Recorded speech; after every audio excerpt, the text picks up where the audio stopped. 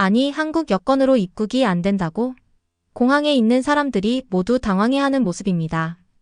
여학생은 애써 침착해 보이려고 하지만 결국 입국 못하고 다시 집으로 돌아가게 되는데요. 과연 무슨 일이 있었던 걸까요? 오늘의 사연 들어보도록 하겠습니다. 저는 제 방에서 서 있었고 침대 위에는 짐가방이 열려 있었어요. 옷들이 여기저기 널려 있었죠. 저는 계속 목록을 확인하고 있었어요.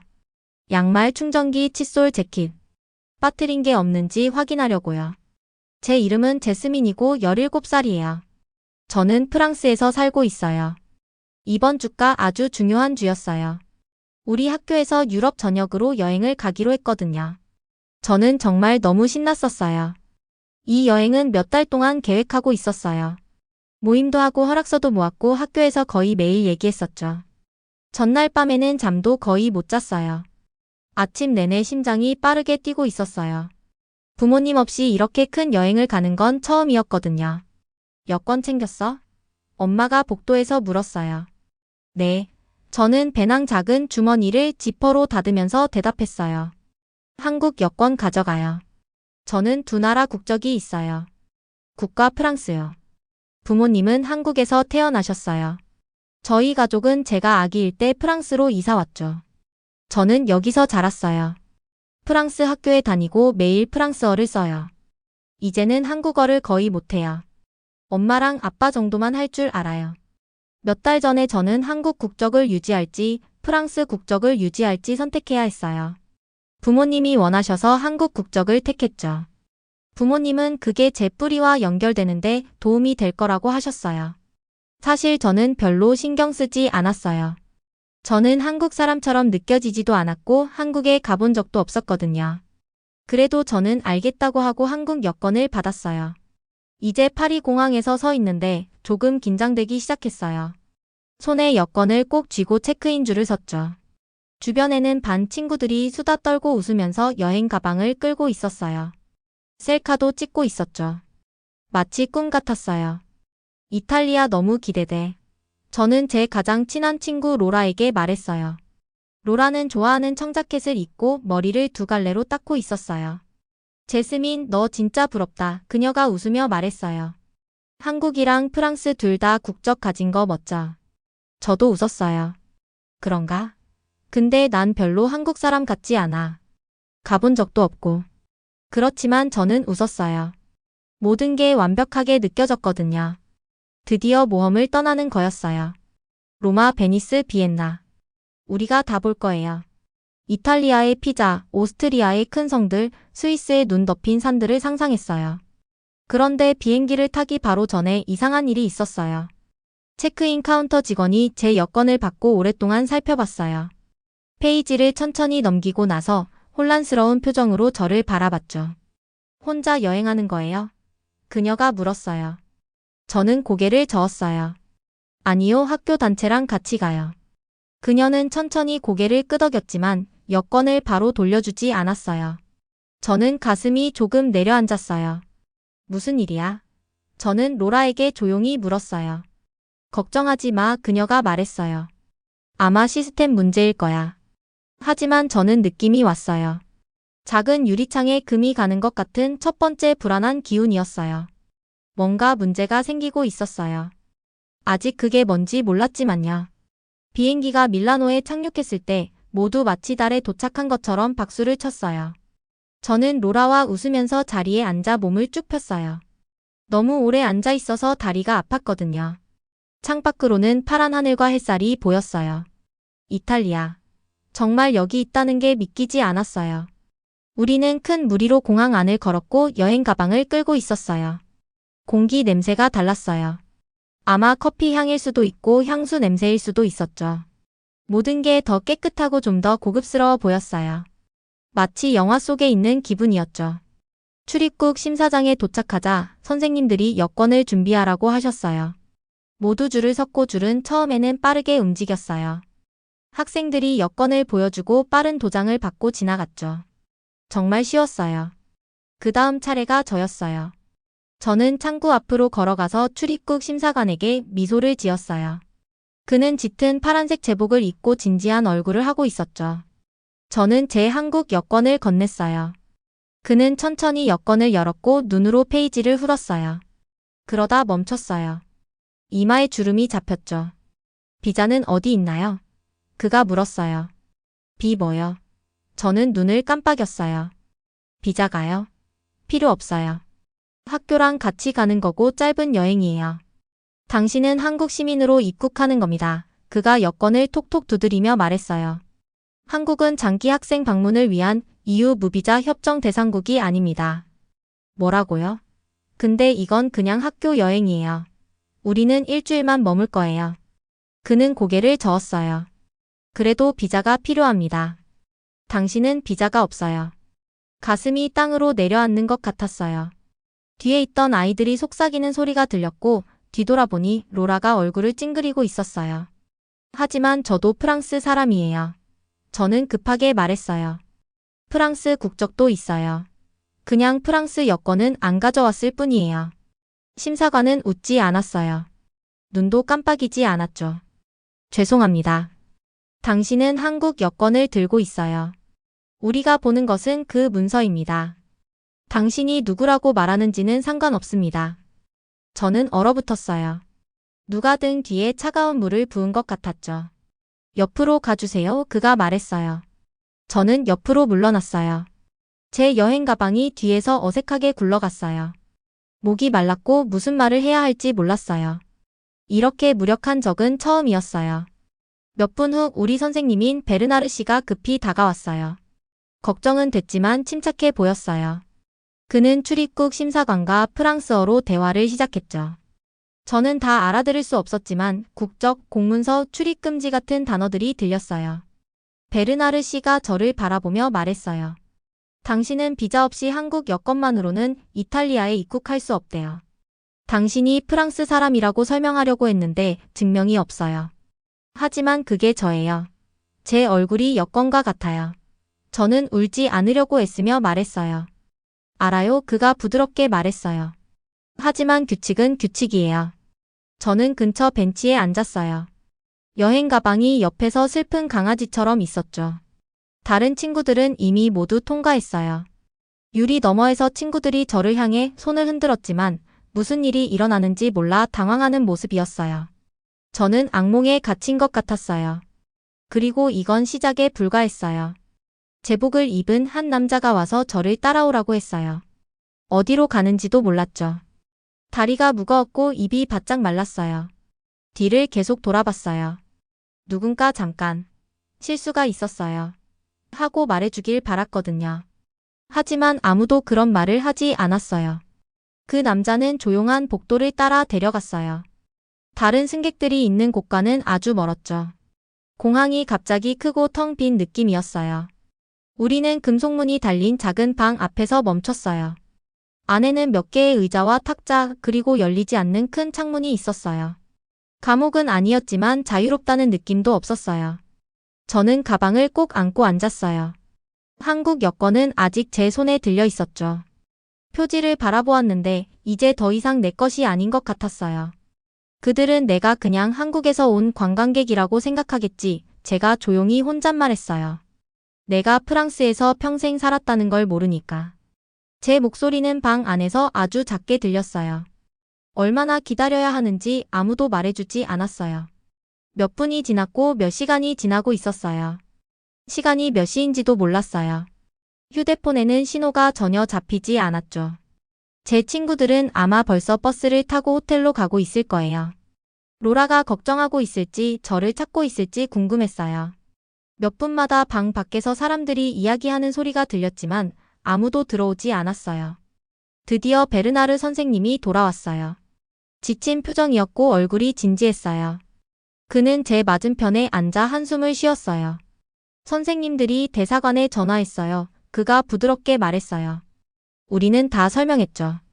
네가 프랑스에 살고 있고 학생이고 학교 여행 중이라고요. 하지만 출입국 심사관들은 단호했어요. 뭐라고 하던가요? 저는 이미 대답을 알 것 같았지만 물었어요. 한국 여권으로 이탈리아에 들어갈 비자가 없대요. 그가 말했어요. 프랑스 여권을 안 가져와서 프랑스로 돌아가야 한다고 해요. 숨이 막히는 것 같았어요. 프랑스로 돌아가라고요? 저는 눈을 빠르게 깜빡이며 말했어요.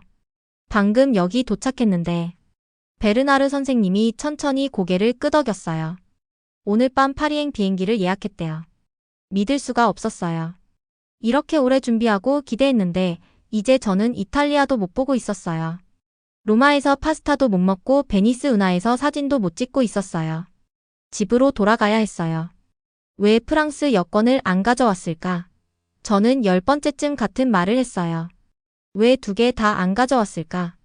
베르나르 선생님은 친절하게 저를 바라봤어요. 한국 법을 따른 거야. 그게 네가 들은 대로 한 거지. 하지만 다른 나라들은 다르게 볼 때가 있어. 내 잘못이 아니야. 고개를 끄덕였지만 마음은 편하지 않았어요. 모든 게 제 잘못인 것 같았거든요. 그날 저녁 한 경찰관이 저를 탑승 게이트까지 안내했어요. 저는 땅만 보고 있었어요.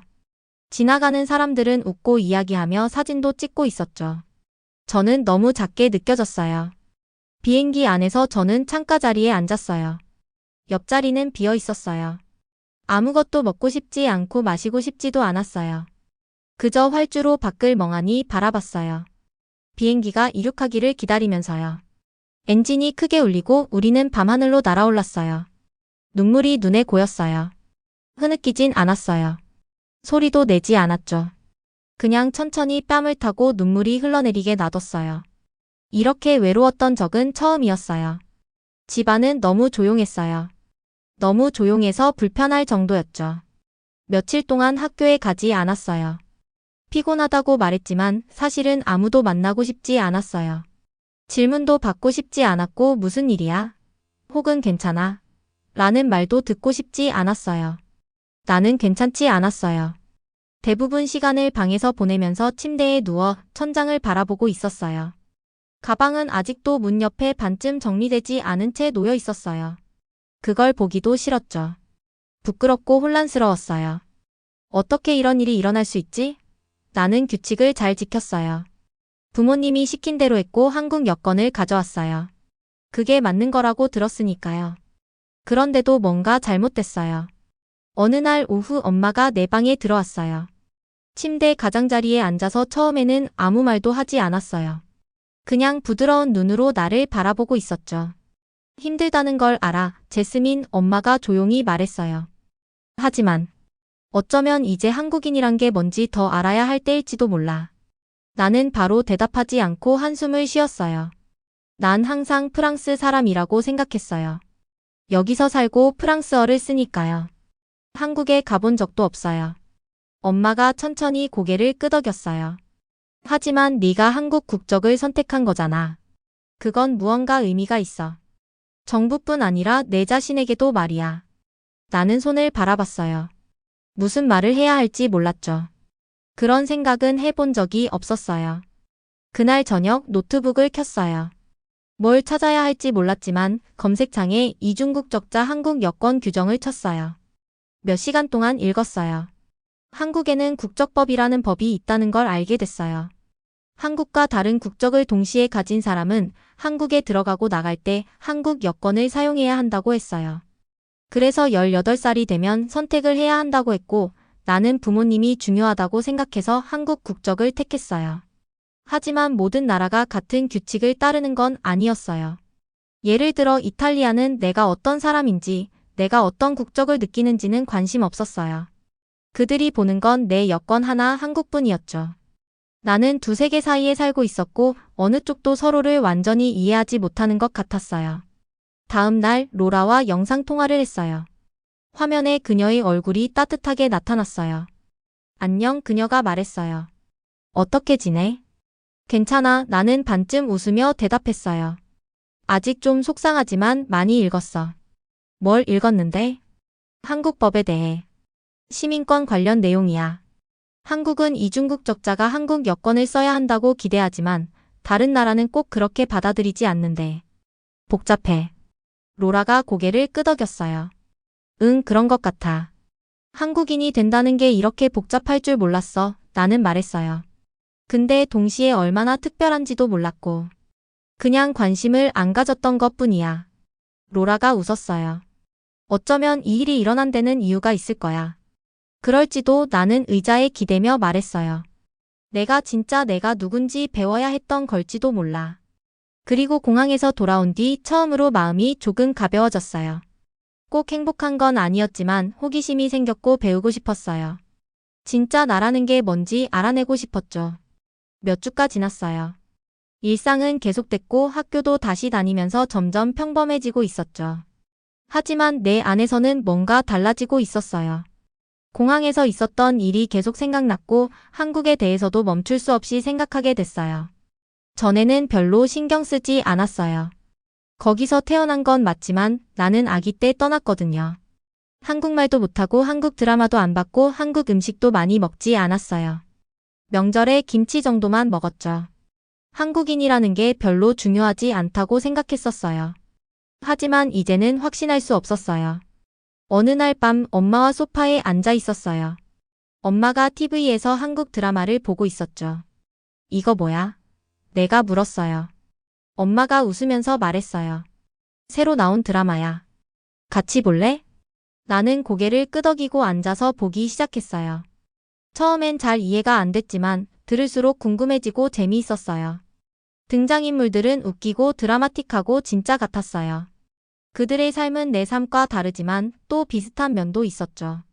그 후로 혼자서도 드라마를 더 보기 시작했고 K-팝도 듣기 시작했어요. 노래가 신나고 에너지가 넘쳤죠. 가사를 인터넷에서 찾아서 따라 부르려고 했는데 자꾸 틀렸어요. 그래도 재밌었어요. 엄마가 내 관심을 알아챘어요. 어느 주말 엄마가 말했어요. 한국 음식 같이 만들어 볼래? 우리는 불고기를 함께 만들었어요. 나는 양념을 섞고 엄마는 소고기를 얇게 썰었죠. 부엌에 달콤하고 짭짤하면서도 약간 훈제된 냄새가 가득했어요. 어릴 때 가족과 함께 먹던 저녁이 생각났어요. 맛있지? 엄마가 맛을 보며 말했어요. 정말 맛있어. 나는 웃으며 대답했죠. 곧 나는 지역 사회센터에서 한국어 수업에 등록했어요. 일주일에 2번 말하기 읽기 쓰기를 연습했죠. 어렵고 힘들었지만 시도하는 게 좋았어요. 어느 날 학교에서 놀라운 일이 있었어요. 역사 선생님, 루소 선생님이 내 여행 이야기를 반 친구들에게 들려주겠냐고 물었어요. 나는 긴장했어요. 손바닥에 땀이 났죠. 하지만 내라고 대답했어요. 나는 모두 앞에 서서 깊게 숨을 쉬었어요. 처음에는 내가 한국인이라는 느낌이 없었어요. 내가 말했어요. 한국에서 태어났지만 프랑스에서 자랐고 프랑스 사람이면 충분하다고 생각했어요. 그런데 학교 여행에서 있었던 일 이후로 한국인이 내 정체성의 중요한 부분이라는 걸 알게 됐어요. 교실은 조용했어요. 모두가 귀 기울여 들었죠. 언어도 배우고 한국 드라마도 보고 내 정체성에 대해 질문도 하기 시작했어요. 아직 다 알진 못하지만 배우고 있고 자랑스러워요. 말을 마치자 친구들이 박수를 쳤어요. 나는 온몸이 따뜻해지는 걸 느꼈어요. 그날 밤 이메일을 열고 한국 대사관에 편지를 썼어요. 여행 규칙, 이중국적 2개의 여권을 가진 사람이 알아야 할 것들에 대해 물었죠. 다음엔 내가 혼잣말했어요. 2개 다 가져가야지. 그해 여름 엄마와 함께 한국 여행을 계획했어요. 설레면서도 긴장이 됐어요. 궁금한 게 많았죠. 한국이 집처럼 느껴질까? 사람들이 나를 낯선 사람처럼 대할까? 서울에 도착해 공항을 걸으며 깊게 숨을 쉬었어요. 이번에는 모든 게 순조로웠어요. 출입국 심사에도 문제 없었고 혼란도 없었죠. 밖으로 나오자 높은 빌딩과 밝은 간판, 바쁘게 움직이는 사람들이 보였어요. 공기는 매콤하면서도 달콤한 냄새가 났죠. 나는 엄마를 보며 웃었어요. 여기도 내 나라야 속삭였어요. 그리고 내 인생에서 처음으로 그 말이 정말 믿어졌어요. 나는 잠시 망설였어요. 한국 드라마를 본 적이 별로 없었거든요. 하지만 엄마가 웃으며 권하니 나도 모르게 고개를 끄덕였어요. 그래, 같이 보자. 드라마는 처음에는 낯설었지만 점점 재미있었어요. 배우들이 말하는 한국어는 어렵기도 했지만 그 안에서 가족 이야기, 친구 이야기, 그리고 꿈을 향한 이야기가 담겨 있었어요. 뭔가 내 마음에 닿았죠. 엄마가 옆에서 설명해 주었어요. 한국 문화가 이렇게 깊고 따뜻해. 내 뿌리를 조금씩 알아가는 것도 좋을 거야. 나는 마음속에 묘한 감정이 들었어요. 뿌리라 그 말이 갑자기 가까워지는 것 같았죠. 그 후로 나는 한국에 대해 더 알고 싶어졌어요. 한국어를 조금 더 배우기 시작했고 한국 역사에 관한 책도 읽었어요. 인터넷에서 한국 음식 만드는 법도 찾아서 엄마와 함께 해봤죠. 학교 친구들과도 이야기를 나누었어요. 나 한국 국적을 선택했어 라고 말하면 로라가 놀라면서도 신기해했어요. 네가 그렇게 생각하는 게 멋져. 나는 더 이상 두 국적 사이에서 혼란스러워하지 않으려고 노력했어요. 그 대신 내가 누구인지 더 잘 이해하고 싶었죠. 그렇게 나는 나만의 이야기를 써 나가기 시작했어요. 프랑스에서 자라났지만 한국인으로서의 나도 함께 살아가는 거였어요. 언젠가는 꼭 한국에 가서 직접 보고 느껴보고 싶다는 마음도 생겼죠. 이 여행은 내게 단순한 학교 여행이 아니었어요. 나 자신을 찾아가는 첫걸음이었고 앞으로 살아갈 길을 생각하게 만든 경험이었죠. 나는 이제 조금 더 강해졌다고 느꼈어요. 그리고 그 마음을 품고 다시 학교로 친구들 곁으로 돌아갔답니다. 며칠 후 학교에서 다문화 축제가 열렸어요. 나는 한국 문화부스에서 친구들과 함께 김치 만들기 체험을 준비했어요. 처음에는 좀 긴장됐지만 친구들이 하나둘 와서 같이 김치를 만들면서 이야기를 나누자 마음이 풀렸어요. 한국 음식 진짜 맛있다. 친구들이 감탄했어요. 나는 뿌듯한 마음에 웃었죠. 부스 한쪽에는 내가 배운 한국어로 적은 간단한 인사말과 전통놀이 소개도 붙였어요.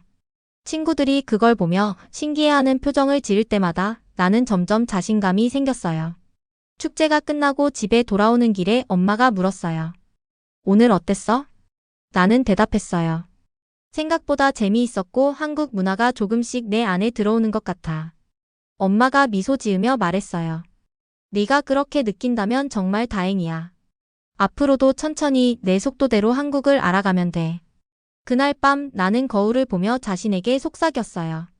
나는 프랑스 아이이기도 하지만 한국 아이이기도 해. 두 나라 모두 내 일부야. 이제 나는 혼란스럽지 않았어요.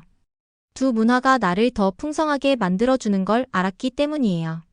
그리고 앞으로 어떤 어려움이 와도 나는 내 정체성을 믿고 당당히 살아갈 거예요. 며칠 뒤 학교 선생님이 나에게 특별한 제안을 했어요. 다음 주에 우리 반에서 내 나라 이야기 발표를 할 거야. 네가 프랑스와 한국 두 나라에 대해 이야기해주면 좋겠어. 처음에는 떨렸지만 이 기회가 내 이야기를 솔직하게 나눌 수 있는 좋은 시간이라는 생각이 들었어요. 발표 준비를 하면서 나는 프랑스에서 자란 시간과 한국에서 배우는 한국어, 그리고 가족과 함께한 소중한 순간들을 떠올렸어요. 발표하는 날, 나는 조용히 말문을 열었어요. 안녕하세요. 저는 프랑스에서 태어나고 자랐어요. 그런데 지금은 한국에서 살고 있고 두 나라 문화를 모두 사랑하고 있어요. 친구들은 집중해서 내 이야기를 들었고 발표가 끝나자 몇몇 친구들이 다가와서 질문했어요. 프랑스 음식 중에 제일 좋아하는 게 뭐야? 한국어 배우기 힘들지 않아? 나는 웃으며 답했어요. 프랑스에서는 크루아상이 정말 맛있고 한국어는 가끔 어려워도 배우는 게 재미있어요. 친구들이 웃으며 대답했어요. 나도 너처럼 여러 문화를 경험할 수 있으면 좋겠어. 그 말을 들으니 마음이 따뜻해졌어요. 이제 나는 더 이상 두 문화 사이에서 혼란스러워하지 않고 오히려 그 다름이 나를 특별하게 만든다는 걸 알았거든요. 그날 이후로 나는 더 자신 있게 한국어를 배우고 한국 친구들과도 자주 어울렸어요. 그리고 언젠가 나의 두 나라 이야기를 더 많은 사람들에게 들려주고 싶다는 꿈도 생겼죠. 오늘의 사연 즐거우셨다면 구독과 좋아요 부탁드립니다.